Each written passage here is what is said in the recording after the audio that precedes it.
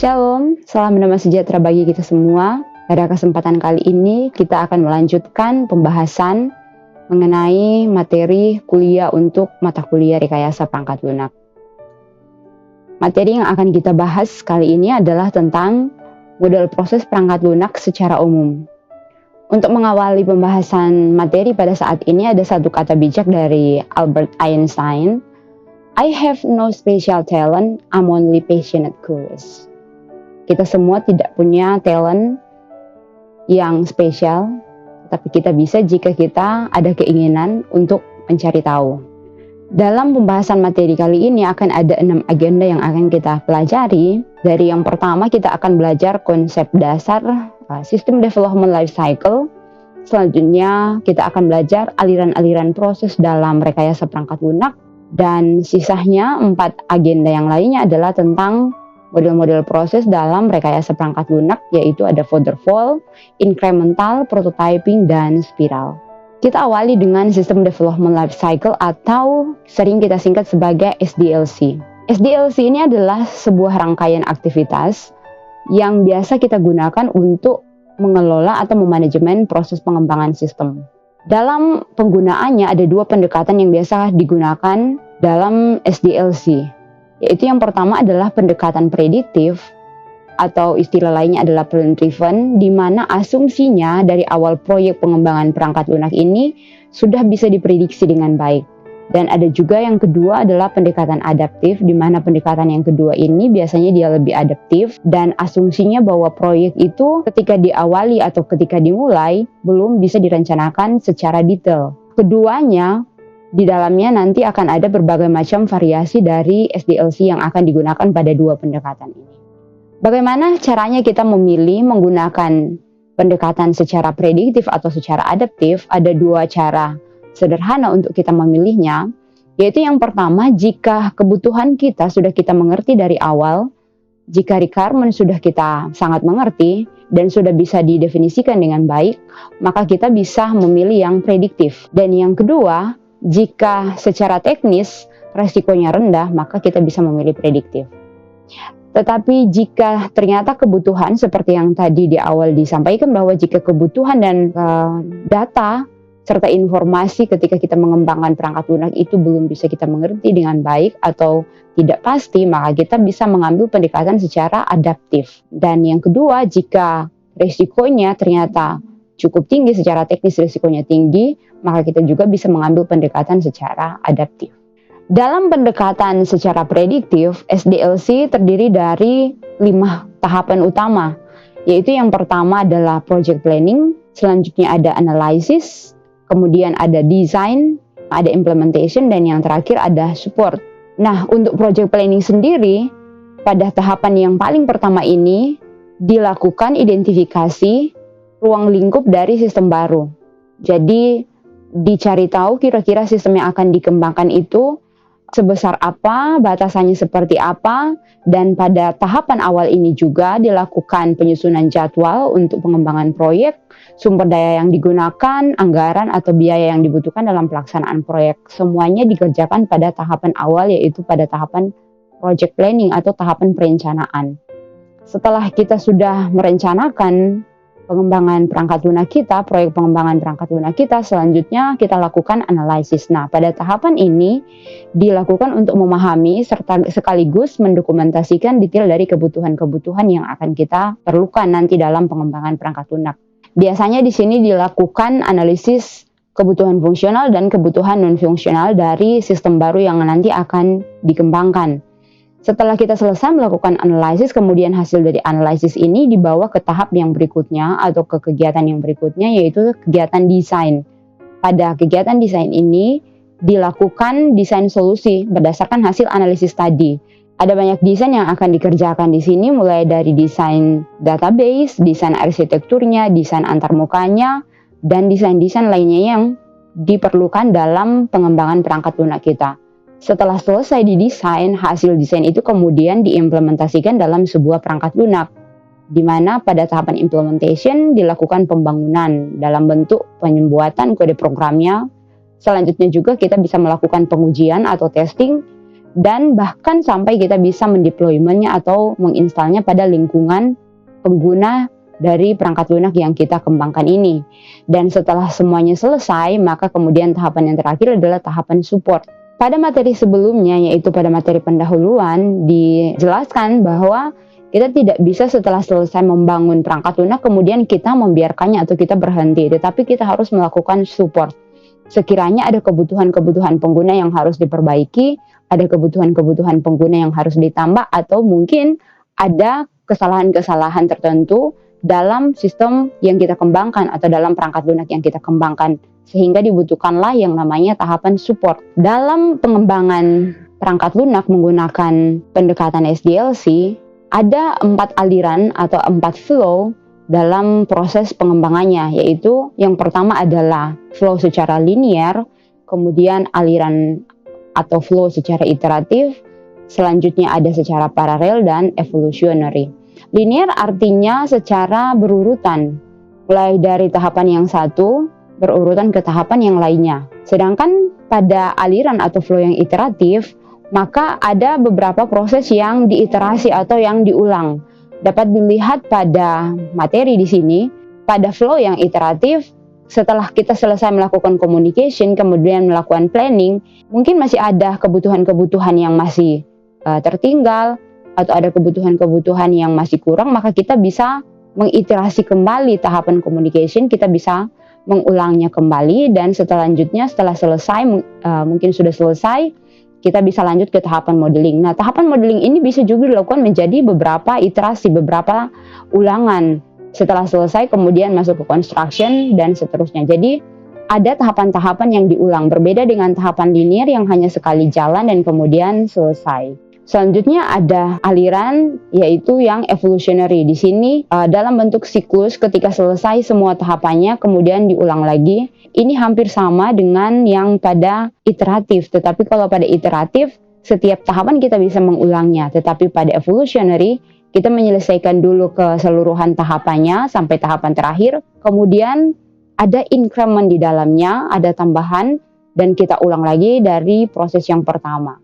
Dan yang terakhir adalah parallel process flow atau aliran yang secara paralel, di mana pada aliran ini ada beberapa kegiatan yang diparalelkan, atau sambil kita mengerjakan kegiatan yang lain, sambil kita juga bisa melakukan kegiatan dan aktivitas yang lain. Dapat dilihat di sini, misalkan kita sedang melakukan communication dan planning sambil juga kita bisa melakukan modeling.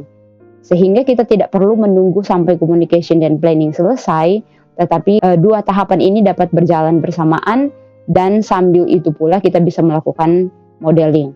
Nah, 4 tahapan ini akan menjadi dasar bagi kita untuk mempelajari proses pengembangan perangkat lunak itu akan mengadaptasi semua ini. Jadi ada model yang nantinya flow-nya adalah linear, ada juga model-model pengembangan perangkat lunak yang flow-nya iteratif, dan ada model perangkat lunak juga yang evolutionary, dan ada yang paralel. Model yang paling pertama yang akan kita bahas adalah waterfall model.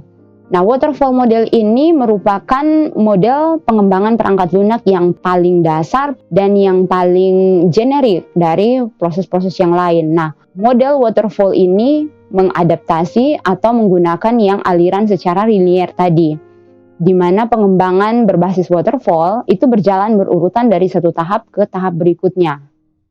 Seperti yang bisa kita lihat pada gambar ini, mulai dari tahapan communication, setelah selesai kemudian berlanjut ke planning, kemudian berlanjut ke modeling, kemudian berlanjut ke construction, dan berakhir di deployment. Jadi ada dalam satu aliran yang linear. Nah, 2 kunci keunggulan dari pengembangan berbasis model waterfall ini adalah yang pertama, persyaratan sistem harus semuanya selesai diidentifikasi pada awal pengembangan proyek. Jadi pada tahapan communication, semua kebutuhan-kebutuhan sistem kita harus sudah identifikasi dan ini harus sudah jelas. Dan kemudian dalam pengembangan tahapan-tahapan berikutnya, perubahan kebutuhan itu sangat harus minimal. Jadi ketika kita sudah tentukan kebutuhannya di awal, ketika masuk ke tahap planning, maka sangat minimal kalau kebutuhan itu bisa berubah. Jadi kebutuhannya sudah tetap seperti itu, tinggal kita lanjutkan ke tahapannya sampai selesai. Ya, itu adalah ciri khas dari waterfall model. Dapat dilihat di sini ada banyak referensi yang membahas tentang waterfall. Tahapan-tahapannya pasti akan berbeda berdasarkan referensi-referensi yang kita gunakan. Nah, di sini saya mengambil referensi dari Satsinger dan kawan-kawan dalam bukunya System Analysis and Design in a Changing World 6th edition. Nah, teman-teman semua mahasiswa sekalian bisa mengambil referensi dari mana saja. Bisa juga ambil referensi dari Pressman, bisa ambil dari referensi dari Kendall dan Kendall, Witt and Bentley, dan yang lain sebagainya. Tinggal tergantung kita menggunakan referensi dari pakar atau ahli yang mana. Dalam pendekatan SDLC, menggunakan model waterfall menurut Satsinger dan kawan-kawan, ada 6 tahapan yang harus dikerjakan. Dan tahapan-tahapan ini diawali dengan project initiation. Pada tahapan project initiation ini ada 3 hal yang biasa harus dipertimbangkan ketika kita menginisiasi untuk mengerjakan sebuah project, yaitu yang pertama adalah jika ada kesempatan. Contoh sederhana misalkan ketika beberapa bulan lalu terjadi pandemi, maka untuk mengambil kesempatan itu banyak perusahaan-perusahaan pengembang perangkat lunak yang kemudian mengembangkan perangkat lunak untuk teleconference. Jadi ada kesempatan-kesempatan yang digunakan ketika ada semacam opportunity yang terjadi, kemudian pengembang-pengembang, developer-developer perangkat lunak menggunakan kesempatan itu untuk mengembangkan perangkat lunak. Nah, itu dipikirkan pada tahapan inisiasi. Jadi apa yang harus dikerjakan, bagaimana kita mengembangkan perangkat lunak ini, atas dasar apa. Selanjutnya bisa juga sebuah proyek itu diinisiasi karena ada masalah yang terjadi. Jadi contohnya misalkan ketika kita melakukan perkuliahan secara normal, ketika muncul pandemi, maka kita harus memikirkan bagaimana caranya menyelesaikan persoalan ketika kita tidak bisa datang ke kampus untuk berkuliah secara langsung. Maka muncul masalah di sini, kita harus memikirkannya yaitu dengan cara kuliah jarak jauh. Nah, bagaimana kita kuliah jarak jauh? Kemudian dipikirkanlah kalau begitu kita harus mengembangkan LMS. Nah, ketika ada semacam opportunity dan ada masalah yang terjadi, maka itu bisa menjadi inisiasi awal untuk kita mengembangkan perangkat lunak. Dan bisa juga masalah-masalah dalam kehidupan sehari-hari. Jadi misalkan kita temui dalam pekerjaan kita di kantor atau di mana saja kita bekerja, ada masalah yang terjadi entah dalam proses surat menyurat administrasi, maka itu juga bisa menjadi awal inisiasi untuk kita mengembangkan perangkat lunak. Dan yang ketiga adalah jika ada instruksi atau perintah. Nah, kalau ini jelas tidak perlu harus menunggu ada opportunity, ada kesempatan, tidak juga harus menunggu ada problem. Jika ada instruksi dari pimpinan, ada perintah bahwa kita harus mengembangkan perangkat lunak ini, maka itu juga bisa menjadi awal inisiasi bagi kita untuk mengembangkan sebuah perangkat lunak. Setelah kita menginisiasi dasar apa sampai kita harus mengembangkan perangkat lunak, tahapan berikutnya adalah kita merencanakannya atau memplanningkan proyek itu. Berapa lama kita harus mengembangkannya, berapa banyak biaya yang harus kita keluarkan untuk mengembangkan perangkat lunak itu, dan sumber daya atau siapa saja yang harus terkait dalam pengembangan perangkat lunak itu. Selain kita merencanakan tentang jadwal pengembangan perangkat lunak, biayanya, ataupun staff yang terlibat dalam pengembangan perangkat lunak itu, pada tahapan proyek juga dilakukan pendefinisian masalah secara lebih jelas. Jika tadi pada tahapan awal kita sudah tahu bahwa terjadi satu masalah, maka pada tahapan proyek masalah itu diperjelas lagi, detailkan lagi, dianalisis lebih mendalam masalahnya seperti apa sehingga solusinya bisa menjadi lebih jelas atau lebih clear. Dengan kita tahu masalahnya dengan jelas, maka untuk melanjutkan tahapan berikutnya itu akan lebih baik. Karena pada tahapan waterfall, flow-nya adalah secara berurutan. Kita tidak bisa melakukan tahapan berikutnya jika tahapan yang sebelumnya belum selesai. Sehingga pada tahapan project kita harus benar-benar memastikan data apa yang kita butuhkan, masalahnya seperti apa, solusi yang tepat seperti apa. Nah, pada tahapan ini juga kita harus melakukan uji kelayakan. Uji kelayakan ini untuk melihat apakah pengembangan proyek perangkat lunak kita ini dapat dikembangkan ke depannya. Apakah teknologinya tersedia, apakah dalam hal sumber daya itu tersedia, sumber daya waktu, biaya, tenaga, apakah itu juga bisa dilakukan, termasuk ruang lingkupnya seberapa besar proyek ini akan kita kembangkan, batasannya sampai di mana. Semuanya itu harus selesai pada tahapan planning, harus difikskan. Nah, ketika itu selesai, barulah kita bisa melanjutkan pada tahapan berikutnya, yaitu tahapan analyze. Jadi tahapan analisis diawali dengan proses pengumpulan data. Untuk Proses pengumpulan data sendiri ada 3 teknik utama dalam pengumpulan data yang biasa banyak kita gunakan, yaitu yang pertama adalah teknik wawancara, yang kedua adalah teknik observasi, dan yang ketiga adalah teknik studi pustaka. Nah, untuk pembahasan secara detail mengenai 3 teknik pengumpulan data ini akan kita bahas pada materi selanjutnya. Setiap data dan kebutuhan yang mungkin kita gunakan ini harus dikumpulkan semuanya pada tahap ini. Karena nanti data dan informasi yang sudah kita kumpulkan ini akan kita gunakan dalam tahap analisis kebutuhan dari sistem baru yang akan kita kembangkan ini. Nah, untuk analisis kebutuhan sendiri ini nanti kita akan bahas pada materi yang keempat, yaitu akan ada 2 analisis utama, yaitu analisis kebutuhan fungsional dan analisis kebutuhan non-fungsional. Dasar dari analisis kebutuhan fungsional dan non-fungsional ini adalah data dan informasi yang kita kumpulkan tadi, sehingga memang penting bagi kita untuk memastikan bahwa data dan informasi yang kita kumpulkan, kebutuhan-kebutuhannya itu lengkap. Selanjutnya hasil dari tahapan analisis kita bawa pada tahapan berikutnya, yaitu tahapan desain. Nah, pada tahapan desain ini ada beberapa jenis perancangan yang harus kita kerjakan, yaitu kita sudah harus mulai memikirkan tentang jaringannya, arsitektur sistemnya seperti apa, selanjutnya basis datanya seperti apa nanti kita buat, dan desain antarmukanya. Pada tahapan desain ini semua jenis desain tadi itu yang harus kita kerjakan. Setelah kita selesai melakukan desain, hasil desain itulah yang akan kita bawa pada tahapan berikutnya, yaitu tahapan implementasi. Jadi tahapan implementasi ini dikerjakan berdasarkan hasil desain sebelumnya. Contohnya, kita mendesain antarmukanya, maka pada tahapan ini kita membuat programnya berdasarkan hasil rancangan sebelumnya, basis datanya seperti apa, antarmukanya, prosesnya seperti apa. Nah, semuanya itu berdasarkan hasil dari tahapan sebelumnya, yaitu tahapan desain. Sehingga tahapan implementasi tidak bisa dikerjakan jika tahapan desain belum selesai. Nah, kunci utama dalam pendekatan SDLC secara waterfall yaitu tahapan berikutnya tidak bisa kita kerjakan jika tahapan yang sebelumnya belum selesai. Dan jika tahapan sebelumnya sudah selesai kita kerjakan dan kita sudah melanjutkan ke tahapan berikutnya, maka kita tidak bisa kembali lagi pada tahapan sebelumnya. Jadi penting kita ingat di sini bahwa setiap tahapan itu harus kita selesaikan dengan baik, baru kita bisa lanjut ke tahapan berikutnya. Dalam tahapan implementasi ini ada beberapa kegiatan yang kita kerjakan, yaitu membuat kode program dari perangkat lunak yang kita akan bangun atau kita akan kembangkan. Dan di sini juga dilakukan proses pengujian sistem. Nah, proses pengujian sistem ini ada 2 secara umum, yaitu pengujian secara white box testing dan black box testing. Ini juga nanti materi ini akan kita bahas pada materi-materi selanjutnya secara rinci dan secara lebih detail. Setelah kita lakukan pembuatan kode program dari perangkat lunak yang kita kembangkan dan kemudian kita testing, dan sudah selesai kita testing, selanjutnya tahapan yang paling terakhir adalah deployment. Tahapan deployment adalah tahapan pemasangan atau tahapan implementasi langsung ke lingkungan pengguna atau lingkungan customer kita, di mana tempat kita nanti akan menggunakan sistem yang sudah kita kembangkan ini. Nah, ada beberapa keunggulan maupun kelemahan dari pendekatan secara waterfall ini. Yang pertama kita awali dulu dari keunggulannya. Jadi seperti yang sudah dijelaskan tadi bahwa jika kita menggunakan model waterfall, maka itu mudah untuk dipahami dan mudah untuk digunakan. Mengapa dia mudah? Karena tahapannya jelas, dari tahapan yang satu ke tahapan yang berikutnya. Ketika sudah selesai tahapan itu, kemudian baru lanjut ke tahapan berikutnya. Dan baru lanjut lagi ke tahapan berikutnya, dan seterusnya.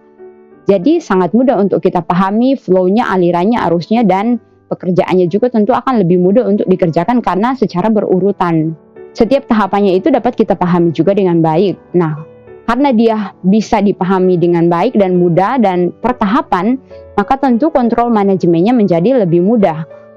Manajemen hanya perlu memikirkan mengontrol di satu tahapan itu, ketika selesai baru memikirkan lagi untuk kontrol tahapan berikutnya. Dan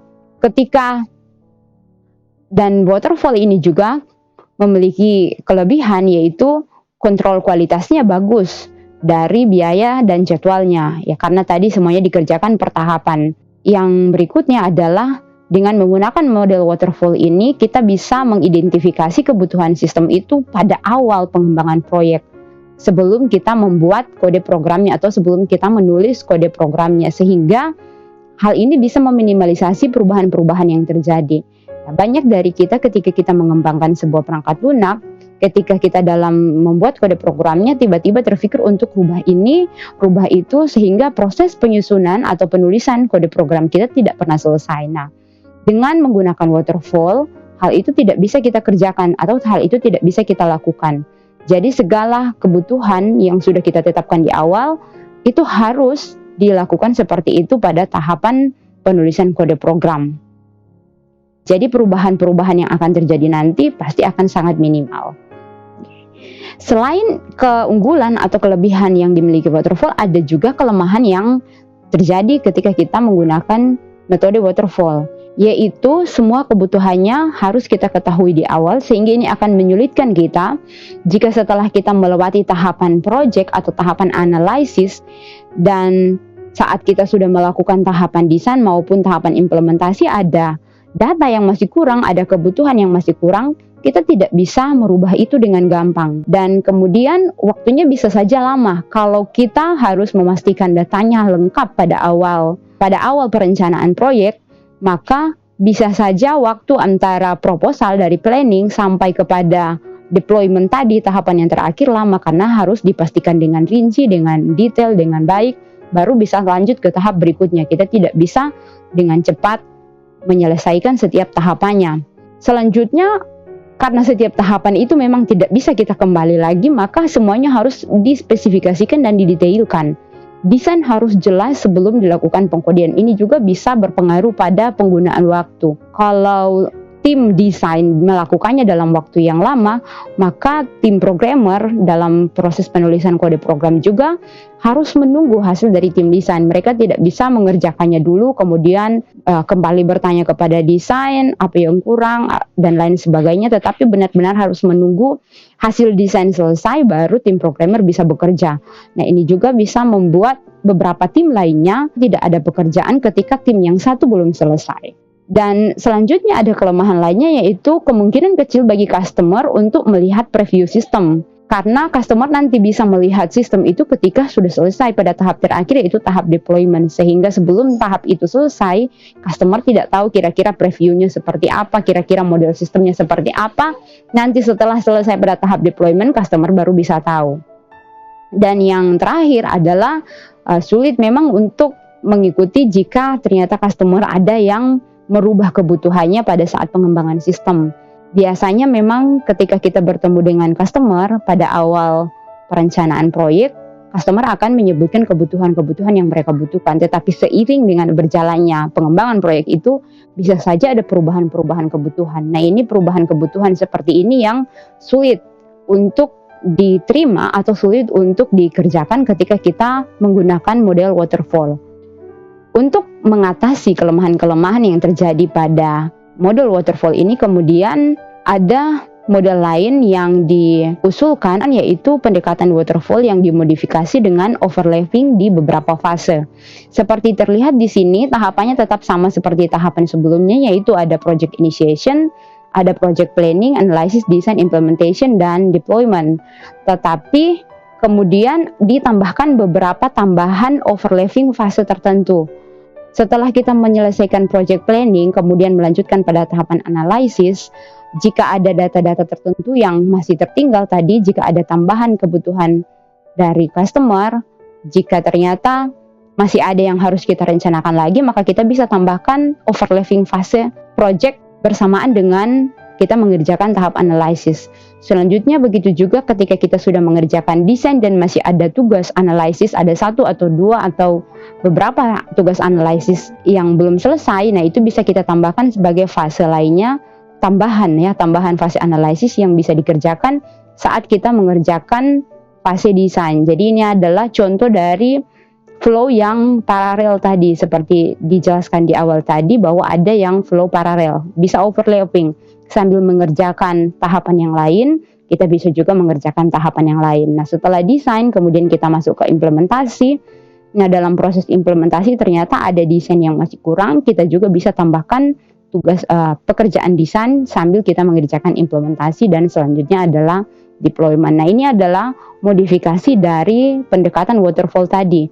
Jadi alirannya diganti, kalau tadi linear secara berurutan, ini menjadi aliran yang paralel. bisa overlapping beberapa fase.